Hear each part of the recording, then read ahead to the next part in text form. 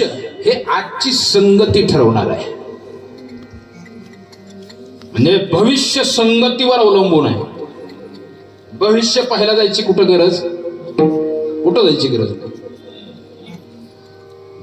एक आजी एका महाराजांकडे गेली, म्हणली महाराज माझ्या नाताचं भविष्य सांगा.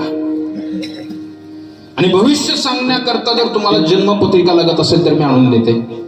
महाराज म्हणले जन्मपत्रिकेची गरज नाही. म्हणले हात बघून भविष्य सांगा. म्हणले त्याचा हात सुद्धा बघायची गरज नाही.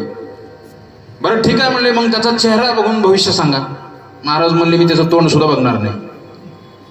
मग तुम्ही हात बघणार नाही, तुम्ही त्याचा चेहरा बघणार नाही, तुम्ही त्याची जन्मपत्रिका बघणार नाही, भविष्य कसं सांगणार.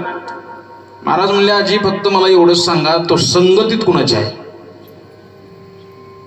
तो संगतीत कुणाच्या एवढंच सांगा, मी त्याचं भविष्य लगेच सांगतो. भविष्य संगतीवर ठरणार आहे.